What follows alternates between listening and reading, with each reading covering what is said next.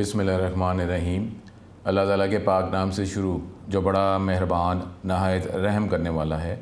अस्सलामु अलैकुम स्टूडेंट्स, मैं हूँ आपका teacher Mohammad Asim Nasar, second year ICS computer science के नेक्स्ट लेक्चर के साथ यूनिक ग्रुप ऑफ इंस्टीट्यूशन की तरफ से हाजिर हूँ।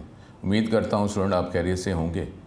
स्टूडेंट अब छोटी सी बात, क्योंकि अब ये लेक्चर जो हैं अल्लाह के करम से नॉर्मल क्लासेस जो हैं वो स्टार्ट हो सकती हैं।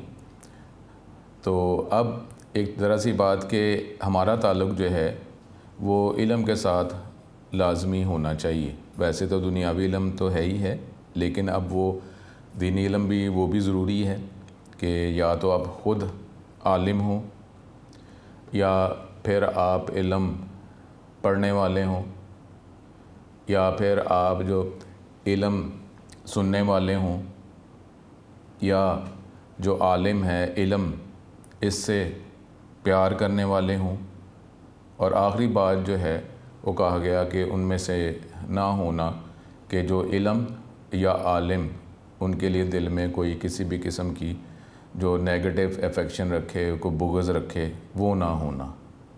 तो ये अब ये देख लें कि ये 5 बातों में से 5वीं बात तो अल्लाह ना करे कि हमारे अंदर हो, यानी कि टीचरों की इज़्ज़त करना और उनके ख़िलाफ़ जो है वो कोई नीयत फीलिंग्स ना होना, ये ना हो। बाकी 4 बातें आप देख लें कि 4 बातें आपके पास आपके अंदर मौजूद हैं और ये जो अल्लाह के करम से ये बनने तक ऐसे ही होना चाहिए। अल्लाह ताला हम पे अपना ख़ास करम करे और सारी दुनिया जहान के जानदारों के लिए दुआ करें कि अल्लाह ताला हमें अब हमेशा अपनी अमान में रखे, ईमान पे ज़िंदगी ख़ात्मा और शैतान और नफ्स की जो शरारतें जो हैं वो उससे अल्लाह ताला हमें महफूज रखे और हमेशा अपनी पनाह में रखे। नमाज़ पढ़ना ज़ाहिर है ये बुनियादी अक़ायद में शामिल है। नमाज़ क्यों नहीं पढ़नी? ज़ाहिर अल्लाह के करम से नमाज़ पढ़नी। तो अपने हम टॉपिक की तरफ चलते हैं। तो चैप्टर नंबर 3 जो है वो अब हम स्टार्ट करने लगे हैं, वो है डेटाबेस डिज़ाइन प्रोसेस। अब इसी तरीके से जब हम बात करते हैं कंप्यूटर साइंस में सॉफ्टवेयर इंजीनियरिंग की, तो अब जो है ये माइंड से आपको सुन निकाल देना चाहिए कि जब भी कोई हमने कंप्यूटर की बात करते हैं तो अगर हमें डेवलपमेंट करनी है तो अब जी हम कंप्यूटर बस ऑन कर दें और प्रोग्रामिंग जिसको आप कहते हैं कोडिंग वो करना शुरू कर दें, ऐसा नहीं होता। अब ये भी एक इंजीनियरिंग है, जिसका मतलब है पहले हमने वो जो फर्स्ट ईयर में भी हमने 7 फेजेस पढ़े थे, तो अब वो जिस तरह हम कह रहे हैं कि एनालिसिस फिर डिज़ाइन, उसके बाद जाके फिर जो है कि कोडिंग हमारी प्रोग्रामिंग की तरफ हम जाते हैं। तो अब जो है इसी तरीके से कि अब ये चैप्टर नंबर 3 जो है, इस चैप्टर का नाम ही है डेटाबेस डिज़ाइन प्रोसेस के। अब हम डेटाबेस को डिज़ाइन करने की डिफरेंट टर्म्स हम पढ़ेंगे। तो अल्लाह ताला आप हमेशा अपना करम रखें। तो ये अब chapter number 3 database design process ये अब हम स्टार्ट करते हैं। सुनिए चैप्टर नंबर 3 ये अब हम स्टार्ट कर रहे हैं और चैप्टर का नाम जो है डेटाबेस डिज़ाइन प्रोसेस, ठीक है।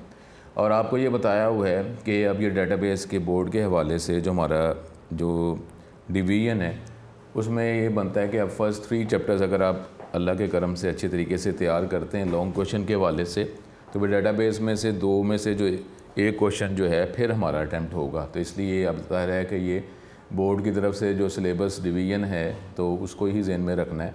तो अब ये इसमें भी पहला लॉन्ग क्वेश्चन आएगा और ये एक्सरसाइज का भी क्वेश्चन है, ठीक है। एक्सरसाइज के अंदर एक क्वेश्चन मौजूद है तो उसका आंसर अब हम करने लगे एक्सरसाइज में हमारे पास। और ये आप ये क्वेश्चन जो है ये पहले पेज पर आप ये लिख लेंगे। वो क्या है? ये क्वेश्चन नंबर 4, ठीक है। ये क्वेश्चन नंबर 4 जो है ये आप इस टेक्स्ट बुक के पहले पेज पर टॉपिक के साथ लाजमी लिख लें।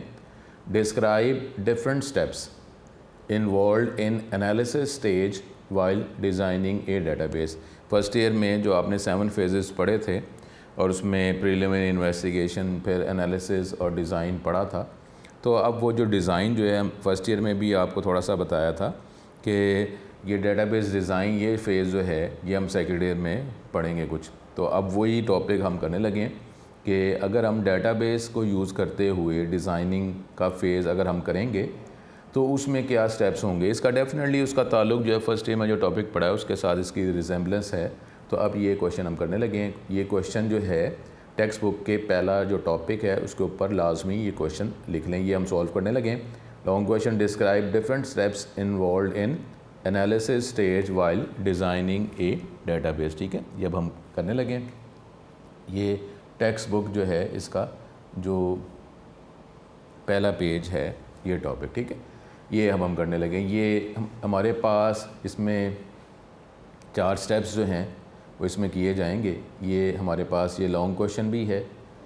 Before we design a database for any organisation we have to consider many aspects to find out the practical scenario of owning a database. के डेटाबेस हम बनाने लगे हैं, तो डेटाबेस बनाने से पहले जो है हमें इसकी प्रॉपर डिज़ाइनिंग कैसे करनी है, उसमें क्या वर्किंग करनी है, वो हम पढ़ने लगे हैं। तो ये अब हमारे पास ये 4 ही टॉपिक हैं और आपको पता है कि लॉन्ग क्वेश्चन जो है वो 8 मार्क्स का होता है, तो उसके हवाले से ये 4 टॉपिक हैं, तो ये भी हमारा लॉन्ग क्वेश्चन बोर्ड में बन सकता है। और इसकी रिजेम्बलेंस वो फर्स्ट ईयर में जो टॉपिक हमने पढ़ा हुआ था SDLC के फेजेस, उसके साथ इसका ताल्लुक भी है। तो अब ये इसका जो पहला पॉइंट जो हम करने लगे हैं वो है फिजिबिलिटी स्टडी। अब ये टॉपिक जो है ये लॉन्ग क्वेश्चन के तौर पर भी हो सकता है और इसकी हर हेडिंग जो है वो शॉर्ट क्वेश्चन भी हो सकती है, तो इसलिए इसको इसी तरीके से आप करेंगे। फिजिबिलिटी जो हमने फर्स्ट ईयर में भी ये टॉपिक पढ़ा था, फिजिबिलिटी का मतलब क्या है, पॉसिबिलिटी। ठीक है, कि जो हम करना चाह रहे हैं, डिज़ाइन करना चाह रहे हैं, जो डेटाबेस बनाना चाह रहे हैं, कि जो हमारी रिक्वायरमेंट है, तो जो हम फीचर्स हम रिक्वायर करते हैं, तो क्या वो डेटाबेस को यूज़ करते हैं, वो मुमकिन भी है कि हम डेटाबेस को यूज़ करके इसको बना भी सकते हैं कि नहीं। तो ये हमारा टॉपिक हम डिज़ाइन के अंदर पहला स्टेप करने लगे हैं, जिसको फिजिबिलिटी स्टडी, पॉसिबिलिटी। ठीक है, feasibility, possibility, this is called also called preliminary investigation of the required database. और SDLC का जो पहला फेज़ था वो यही था ना। तो यहाँ पर जो हम फिजिबिलिटी स्टडी, इसको हम ये अब सेकेंड ईयर के हवाले से जो हमें सिलेबस या ये जो नॉलेज अब सेकेंड ईयर में मौजूद है, तो इस फिजिबिलिटी स्टडी को प्रीलिमिनरी इन्वेस्टिगेशन भी कहा जाता है। Initial survey, preliminary investigation, this is also called preliminary investigation of the required database. Initial survey यानी आपने देखना है कि जो डेटाबेस आप बनाना चाहते हैं, तो आप डेटाबेस बनाने के लिए जो हमारा टॉपिक क्या है, जिस टॉपिक को उसके फ़ीचर्स को इस्तेमाल करने के लिए, जो अप्लाई करने के लिए आप जो है डेटाबेस के अंदर इसको पे वर्किंग करना चाह रहे हैं, तो अब उसमें हमारा टॉपिक, मेन टॉपिक है क्या। ठीक है, जिस तरीके से अगर हम बात करें, अगर हम टॉपिक की बात करते हैं और कॉलेज एकेडमी की अगर आप बात करते हैं, उसकी से रिलेटेड हम डेटाबेस बनाना चाह रहे हैं, तो जैसे टॉपिक आता है तो हमारे माइंड में ये इसकी वर्किंग का कुछ अंदाज़ा हो जाता है ना, कि उसके अंदर क्या होगा। उसके अंदर टीचर्स होंगे, उसके अंदर स्टूडेंट होंगे। अब स्टूडेंट होंगे तो उनके मार्क्स एंटर किए जाएंगे, उसकी फ़ीस होगी। टीचर होंगे तो टीचर की अटेंडेंस होगी, उसकी सैलरी होगी। तो हमें टॉपिक से जिस जनरल वर्किंग का अंदाज़ा हो जाता है। ठीक है, तो यहाँ पर भी ऐसे ही है, जो हमने फर्स्ट ईयर में पढ़ा था, इसको प्रीलिमिनरी इन्वेस्टिगेशन, इनिशियल सर्वे कहा जाता है। It involves the area identification, ये वैसी ही है जो लाइन्स हमने पहले फर्स्ट ईयर में भी पढ़ी थी, कि इसमें हम वो टॉपिक सेलेक्ट करेंगे, एरिया आइडेंटिफाई करेंगे एंड सिलेक्शन, यानी which area or aspect is to be selected to start with. यानी टॉपिक होगा तो हमें पता चल जाएगा ना कि हमने, अब जो टॉपिक का पता चल गया, यानी अगर हम कॉलेज की डेटाबेस बनाना चाह रहे हैं तो हमें अंदाज़ा हो गया कि इसमें हमारे पास टॉपिक्स क्या होंगे। टॉपिक्स को हम क्या कहते हैं, एंटिटीज़ कहते हैं। टॉपिक्स होंगे तो उसके आगे उसके कैरेक्टरिस्टिक्स क्या होंगे, उसके कॉलम्स होंगे, हमारे पास ये एट्रीब्यूट्स होंगे। ठीक है, तो इसी तरीके से हम यहाँ पे ये टॉपिक को आइडेंटिफाई करेंगे और फिर क्या हमारा टॉपिक होगा। जब हमने डेटाबेस बनानी है, डिज़ाइनिंग करनी है, तो टॉपिक हमारे लिए इंपॉर्टेंट है। After the project is selected, यानी जब आप टॉपिक या प्रोजेक्ट जो है सेलेक्ट कर लेंगे, it is allocated a specific fund. ज़ाहिर है कोई काम करने के लिए हमें पैसे तो चाहिए होते हैं, तो हमने टॉपिक जब सेलेक्ट कर लिया तो फिर हम ये देखेंगे कि उसके लिए हमें फ़ंडिंग जो है, पैसे कितने रिक्वायर हैं। जितना हमारा टॉपिक होगा, जितना टॉपिक वास्ट होगा, उसके वाले से जितनी हमें वर्किंग ज़्यादा करनी पड़ेगी, तो इसका मतलब क्या है कि हमें फ़ंड जो बजट जो है वो भी ज़्यादा रिक्वायर होगा। And A proper planning is choked out, worked out. तो फिर ज़ाहिर है कि जब हमारे पास टॉपिक बड़ा है तो कोई भी काम करने के लिए स्टेप्स होते हैं कि पहला स्टेप हमने क्या करना है, उसके बाद में स्टेप क्या करेंगे, तो ये प्रॉपर प्लानिंग से ही होता है ना। अब आपने बोर्ड में अल्लाह के तरफ से अगर अच्छे नंबर रिक्वायर हैं, तो उसका मतलब क्या है कि जो लेक्चर जो आप सुन रहे हैं इसको अच्छे तरीके से आप सुने, समझें। कोई क्वेश्चन हो तो कमेंट्स में आप लिखें, उसके बाद अच्छी तरीके से तैयारी करें। जब टेस्ट होता है तो टेस्ट जो है प्रॉपर्ली अल्लाह को हाजिर नाजिर जान कर वो टेस्ट जो है वो अटैम्प्ट करें। तो उसके बाद जो टेस्ट आपको मार्किंग करने के बाद रिटर्न किया जाता है, तो उसमें जो मिस्टेक्स हैं वो टीचर से पूछें और उसके बाद उस मिस्टेक्स दोबारा ना हो, इम्प्रूवमेंट करें। तो इस तरीके से ये जो आप डे टू डे वर्किंग जो है, वीक बाय वीक या मंथली जो वर्किंग करेंगे और इम्प्रूवमेंट करते जाएंगे, तो फिर ही आपके बोर्ड में अच्छे मार्क्स आएंगे ना। इसलिए इसका मतलब होता है कि कोई भी टॉपिक जो है, हमारा गोल हम पहले सेलेक्ट करते हैं, सेट करते हैं, उसके बाद फिर उसकी वर्किंग के लिए जो डिफरेंट स्टेप्स हैं उसको माइंड में रखते हुए वो स्टेप्स एक तरतीब में करते रहते हैं, तो फिर ही गोल अचीव होता है। गोल अचीव करने के लिए ये नहीं है कि जी हम कुछ एक दो दिन कुछ काम कर लें तो गोल अचीव हो जाएगा। तो गोल जो है वो तो कॉन्टीन्यूस वर्किंग का नाम है, ठीक है। तो अब जो हम टॉपिक जब सेलेक्ट कर लेंगे, it is allocated specific fund and proper planning is worked out for its practical implementation, कि जब उसको इम्प्लीमेंट करना, अप्लाई करना है तो फिर कितने पैसे हमें रिक्वायर है, प्रॉपर प्लानिंग करनी पड़ेगी, कौन सा स्टेप पहले किया जाएगा, कौन सा बाद। Side by side A proper market analysis is also worked out. उसके बाद ये भी अगर हमें कोई बेनिफिट मिलता है कि सपोज़ जो टॉपिक को पूरा करने के लिए डेटाबेस आप बनाना चाह रहे हैं, फीचर्स अप्लाई करना चाह रहे हैं, तो मार्केट में अगर हमारे पास ये पहले से कोई वर्किंग इसमें कर रहा है तो उससे भी हम एक्सपीरियंस ले सकते हैं कि वो वर्किंग कैसे कर रहा है, उससे हमें आइडिया हो सकता है। जरूरी तो नहीं है ना कि वो जो वर्किंग कर रहा है हमारी वर्किंग भी एग्जैक्टली उसके साथ 100% मैच करेगी, लेकिन कोई भी अगर टॉपिक पहले से एग्जिस्ट करता है, उसकी वर्किंग क्या है, वो हमें फ़ायदा तो देती है ना।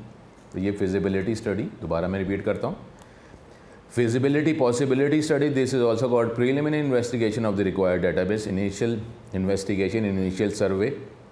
It involves the area identification, topic and selection, that is which area or aspect is to be selected to start with.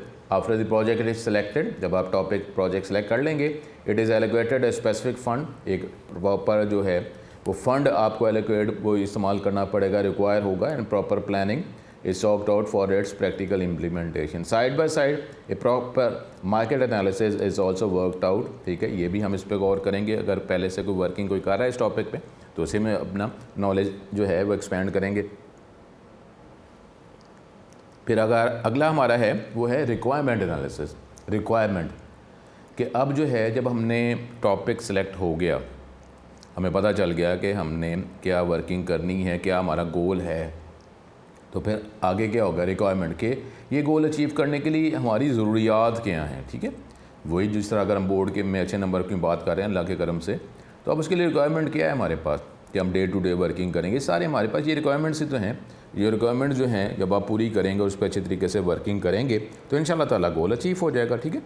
तो requirement analysis during this activity the requirements are gathered, requirements को इकट्ठा किया जाएगा। That is possible inputs for the database, database के लिए किन किन चीज़ों की ज़रूरत है, and the required functionality out of it, और डेटाबेस की मदद से हम कौन कौन से काम जो हैं वो परफॉर्म करवाना चाहते हैं, करना चाहते हैं, ठीक है। फंक्शनैलिटी काम, the user precisely narrate, user जो हैं, जो भी हमने चैप्टर 2 के एंड पर यूज़र एंड यूज़र का टॉपिक पढ़ा था कि जब हम कोई भी सॉफ्टवेयर बना लेते हैं, डेवलपमेंट कर लेते हैं, जो भी उसको इस्तेमाल करने वाले जो हैं उसको यूज़र एंड यूज़र कहा जाता है। तो अब आप भी जब डेटाबेस की मदद से कोई प्रोजेक्ट बनाएंगे तो उसको भी तो फाइनली एंड पे कोई पर्सन जो है लोग ही इस्तेमाल करेंगे। तो वो जो पर्सन जो हैं, चाहे पहले मैनुअल सिस्टम था, चाहे कंप्यूटराइज सिस्टम था, तो वो यूज़र पहले सिस्टम को इस्तेमाल कर रहे थे, या ये डेटाबेस जब बन जाएगा, प्रोजेक्ट बन जाएगा, सॉफ्टवेयर बन जाएगा, तो उसको भी तो पर्सन ही यूज़ करेंगे ना। तो फिर यूज़र प्रिसाइजली एग्जैक्टली क्यों वो इस पोजीशन में है, चलाना तो उसने है ना, वो एग्जैक्टली ये बता सकता है there needs of the database, कि वो जब डेटाबेस आप बनाना चाह रहे हैं या प्रोजेक्ट बनाना चाह रहे हैं, सॉफ्टवेयर बनाना चाह रहे हैं डेटाबेस टॉपिक को इस्तेमाल करके, तो वो क्या चाहता है कि जो सॉफ्टवेयर जो है उसके अंदर क्या क्या फ़ीचर्स होने चाहिए, यूज़र ही बेहतर बता सकता है ना। जिस तरीके से अगर आप कॉलेज की बात करते हैं, कॉलेज में ऑफिस जो है, यहाँ पे डिफरेंट पर्सन जो हैं वो बैठ के ऑफिस वर्किंग कर रहे होते हैं, तो उनकी क्या ज़रूरत है, क्या वो चाहते हैं कि वर्किंग और बेटर हो जाए, स्मूथ हो जाए, उनको इतनी मेहनत ना करनी पड़े। उसके बाद आप टीचर्स की बात कर लें, क्लास इंचार्ज की बात कर लें, प्रिंसिपल वाइस प्रिंसिपल की बात कर लें, और टॉप मैनेजमेंट की बात कर लें कि ये क्या रिक्वायर करते हैं कि ये जो सॉफ्टवेयर जो है ये इनको किस किस तरीके से फ़ायदा पहुँचाए, ठीक है। तो फिर यूज़र जो है वो बेटर बता सकते हैं। And the possible domain, and the possible domain का मतलब है एरिया, कि जी वर्किंग एरिया क्या है, कि जी मेरा ये काम है, मुझे इस टॉपिक, ये मेरी रिस्पॉन्सिबिलिटी इस एरिए की। And restrictions are also chalked out, और साथ ही साथ जो है कि हमारा वर्किंग एरिया क्या है, और फिर रिस्ट्रिक्शंस भी हमें पता चल सकती हैं कि ये हमें रिक्वायर्ड नहीं है। इसका मतलब है कि ये जो रिक्वायरमेंट एनालिसिस का जो टॉपिक स्टेप है, इसमें हमें सारी पता चल जाएगा कि हमने क्या काम हमें रिक्वायर है और क्या काम हमें रिक्वायर नहीं है। तो जो काम रिक्वायर नहीं है तो उसमें हमें मेहनत करने की ज़रूरत क्या है, उसको अप्लाई करने की, उसको इम्प्लीमेंट करने की, वो फीचर प्रोवाइड करने की ज़रूरत क्या है, क्योंकि यूज़र तो डिमांड कर ही नहीं रहा। तो इस तरीके से ये रिक्वायरमेंट एनालिसिस बहुत इंपॉर्टेंट हमारे पास टॉपिक है। During this activity the requirements, जितनी भी रिक्वायरमेंट्स इकट्ठी की जाएंगी, जो भी डेटाबेस के लिए जो रिक्वायरमेंट है, और डेटाबेस की मदद से क्या फ़ीचर्स जो है वो हमें रिक्वायर हैं। यूज़र बेटर हैं जिन्होंने इस्तेमाल करना, या पुराना मैनुअल सिस्टम या कंप्यूटराइज सिस्टम इस्तेमाल कर रहे हैं, या अब ये अपग्रेडेड या न्यू आप ये सॉफ्टवेयर जो बनाएंगे वो इस्तेमाल करेंगे, वो इन बेटर पोजीशन में हम बता सकें कि वो क्या रिक्वायर कर रहे हैं। इससे हमें वर्किंग एरिया पता चल जाएगा, क्या फ़ीचर हमने शामिल करने हैं वो पता चल जाएगा, और क्या हमें लिमिटेशन है, क्या फ़ीचर हमें रिक्वायर्ड नहीं, क्या ऑप्शन हमें रिक्वायर्ड नहीं है। ठीक है।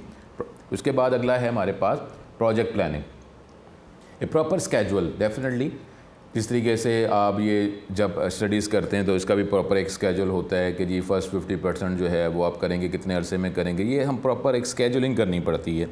जब तक आप स्केजुलिंग नहीं करेंगे तो फिर जो है हमारी प्रॉपर वर्किंग नहीं हो सकेगी। ठीक है, बोर्ड के पेपर तो जब अल्लाह के करम से होने, मई जून में जब होने हैं, लेकिन उसके लिए प्रॉपर स्केजुलिंग तो करनी पड़ेगी ना, कि पहले हमने ये कौन सा चैप्टर करना है, फिर ये करना है, फिर इतने अरसे में हमें इतने चैप्टर्स हमारे प्रिपेयर हो जाने चाहिए। तो डिफरेंट अगर स्टॉप जो डिफरेंट वर्किंग जो है इस तरह उसको डिवाइड करते जाएंगे तो फिर ही हम अपने गोल को अचीव करेंगे ना। इस तरह तो नहीं कि हम जो है वो कोई स्केजुलिंग करें ही ना, हम चेक करें ही ना कि जी पहला चैप्टर इतने अरसे में होना था, हो गया कि नहीं हो गया। तो इस तरीके से प्रॉपर हमें ये स्केजुलिंग करनी पड़ती है। कोई भी काम करने के लिए हमें उसको स्टेप्स में, और स्टेप्स जो हैं उसके साथ फिर टाइम फ्रेम भी अटैच करना पड़ता है कि ये स्टेप इतने अरसे में हमें करना ही करना है, फिर ही प्रॉपर जो हमारा जो मेन गोल है वो अचीव करेंगे ना। तो ये प्रोजेक्ट प्लानिंग जो अगला है, इसमें भी proper schedule is laid down to accomplish this activity, और फिर स्केजुलिंग की जाएगी, टाइम फ्रेम जो है वो रखा जाएगा कि ये सारा काम जो है, जो फीचर्स आपको रिक्वायर हैं वो कितने अरसे में इसको पूरा हो जाना चाहिए। All the cost factors are taken into consideration, जितने भी कॉस्ट फैक्टर्स जो है, जितने भी खर्चे रिक्वायर हैं, जितने भी हमें फंडिंग रिक्वायर है, वो डेफिनेटली इसको आप इसमें कंसिडर करेंगे, सोचेंगे। अब जो भी वर्किंग करेंगे टीम मेंबर, उनकी सैलरीज, देयर लॉजिस्टिक्स इन्वॉल्व, अगर आपने कोई मूवमेंट करनी है हार्डवेयर की या सॉफ्टवेयर भी, अगर आप डेफिनेटली आप उसको लिंक करना है, क्या क्या हार्डवेयर्स होंगे, किस किस जगह पे सर्वर्स होंगे, किस तरीके से जगह पे पॉइंट्स होंगे, और अगर हमारे पास मैनुअल हार्डवेयर जो मूवमेंट अगर है कि सर्वर एक जगह दूसरी लेके जा रहे हैं, या जो भी आपने वर्किंग करनी है, वो सारी चीज़ें, वो भी इसके लिए भी ज़ाहिर है पैसे ही रिक्वायर हैं। अदर ट्रिवियल एक्सपेंसेस, और जो हमारे पास जो है जो एक्सपेंसेस छोटे एक्सपेंसेस होते हैं, लेकिन वो भी तो हमारे इसमें कॉस्ट के अंदर आते हैं ना, कॉस्टिंग करना। जैसे किसी का कोई शादी है किसी पर्सन की, टीम मेंबर की, तो उसको कोई गिफ्ट देना, ये भी तो उसके खर्चे में ही आ रहा है ना। इंश्योरेंसेस रिक्वायर हैं, जो एम्प्लॉयज़ की इंश्योरेंसेस हैं, डिफरेंट जो टॉपिक्स की इंश्योरेंसेस होते हैं, वो भी तो उसमें कॉस्ट में ही शामिल है, उसको भी तो कॉस्ट में शामिल करना है। हार्डवेयर कॉस्ट, अगर आप जो है कोई सर्वर्स आपने डेफिनेटली परचेज़ करने हैं, इंस्टॉल करना है, इंस्टॉलेशन के डिफरेंट जो है वो मेथड्स हैं, उसके लिए भी खर्चा हमें रिक्वायर है। जिस तरीके से आप लेक्चर्स अगर ये ऑनलाइन सुन रहे हैं तो इसके अंदर, इसके खर्चे के अंदर क्या, ये कैमरा जो है, कैमरे की जितनी कॉस्ट है वो उस पर्सन की सैलरी है, टीचर की, ये सारी सैलरीज जो हैं, ये सारे उसमें कैमरे के अंदर भी जितने हार्डवेयर्स हमें रिक्वायर हैं, जो कार्ड्स हैं, वो कार्ड्स आपने वो इस्तेमाल करने हैं, फिर उसमें इसको प्रॉपरली जो बैकअप में आपने रखना है डाटा को, ये सारी चीज़ें जो भी वर्किंग हम कर रहे हैं ये तो इसके खर्चे में ही रिक्वायर है। तो इस तरीके से जब हमको डेटाबेस की मदद से कोई सॉफ्टवेयर बनाएंगे, प्रोजेक्ट बनाएंगे, तो उसमें जितने भी हमारे पास कॉस्ट फैक्टर्स हैं उनको इसको डेफिनेटली इसको कंसिडर किया जाएगा ये प्रोजेक्ट प्लानिंग में। यानी अब प्रोजेक्ट प्लानिंग का मतलब क्या है कि प्रॉपर टाइम फ्रेम जो है वो इसमें आप स्केच करेंगे, बनाएंगे कि ये जो प्रॉपर हमारा जो गोल है कितने अरसे में हम इसको कंप्लीट करना है, और हर स्टेप के लिए फिर कितना टाइम रिक्वायर है। फिर जितने भी कॉस्ट फैक्टर्स हैं वो इस पर आप इसको कंसिडर करेंगे, मुख्तलिफ फैक्टर जितने भी कॉस्ट फैक्टर्स हैं सारों को इस पर कंसिडर करेंगे, क्योंकि वो भी हमारी कॉस्टिंग में आएंगे। कॉस्ट जो है, जो भी अर्निंग होगी उसमें कॉस्ट निकालेंगे तो फिर ही हमारे पास कोई हम अर्निंग प्रॉफिट की बात करते हैं। फिर अगला जो है आखिरी, अब इसमें जस्ट इसकी टॉपिक्स हैं, इसकी डिटेल जो है हमारे सिलेबस में शामिल नहीं है। This is an important analysis aspect while designing a database. ये भी बहुत एक इम्पॉर्टेंट टॉपिक है, स्टेप है जब हम डेटाबेस को डिज़ाइन करते हैं। इसमें मुख्तलिफ एक्टिविटीज़ को परफॉर्म किया जाता है, फुलफ़िल किया जाता है। वो है DFT, data flow diagram, decision tables, decision trees. ये सिर्फ अब ये नाम जो हैं वही हमारे सिलेबस में रिक्वायर हैं, बाकी इसकी डिटेल नहीं है जैसा यहाँ पे लिखा भी हुआ है। ये लाइन ज़ाहिर है आप नहीं लिखेंगे, जो प्यारे प्यारे बच्चे होते हैं वो कई दफ़ा बिल्कुल टू दी पॉइंट लिख कर वो जो लाइन जो सर आपके नॉलेज के लिए होती है वो भी आंसर में लिख देते हैं, तो ये लाइन ज़ाहिर है नहीं लिखनी। However, A detailed discussion on these topic is beyond the scope of this book. यानी ये DFT क्या होता है, डिसीजन टेबल क्या होता है, डिसीजन ट्रीज़ क्या होता है, ये हमारी इस डिग्री में शामिल नहीं है। जो नेक्स्ट डिग्री जो है जब आप पढ़ेंगे, बैचलर डिग्री पढ़ेंगे, तो वहाँ पर इसकी डिटेल आपको डेफिनेटली करवाई जाएगी। ठीक है, तो हमारे पास ये टेक्स्ट बुक के वाले से टॉपिक था कि different steps involve while designing a database. Database को जब डिज़ाइन करते हैं तो कौन कौन से स्टेप्स रिक्वायर हैं, इन्वॉल्व होते हैं, उसमें हमें इन्वॉल्वमेंट रिक्वायर्ड है, मेहनत रिक्वायर है। तो वो स्टेप्स, अब ये लॉन्ग क्वेश्चन बन सकता है, बोर्ड का ये क्वेश्चन हो सकता है। अब इसको लॉन्ग क्वेश्चन के तौर पर कंप्लीट टॉपिक भी आपने देखना है इसको।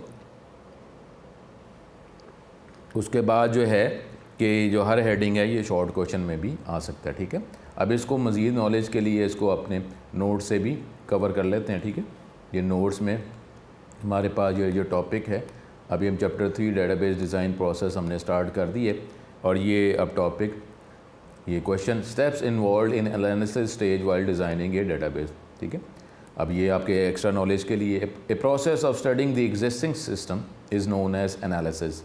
जो भी सिस्टम जो अभी वर्क कर रहा है, चाहे वो मैनुअल है चाहे कंप्यूटराइज्ड है। मैनुअल है तो मैनुअल की वर्किंग हमारी बढ़ गई है, तो फिर हम कंप्यूटराइज सिस्टम बनाना चाह रहे हैं। ये भी हो सकता है कि प्रीवियसली भी कंप्यूटराइज सिस्टम ही है, लेकिन हमें इसमें कोई अमेंडमेंट्स रिक्वायर हैं। तो कोई भी हम जो काम कर रहे होते हैं तो कोई ना कोई इससे प्रीवियस सिस्टम तो मौजूद होता ही है। ये तो नहीं कि सिस्टम है ही नहीं, कोई ना कोई सिस्टम जो है, जब हम दुनिया में आगे, दुनिया अल्लाह ताला ने बनाई है, तो एक सिस्टम तो एग्जिस्ट करता ही करता है ना किसी भी टॉपिक में।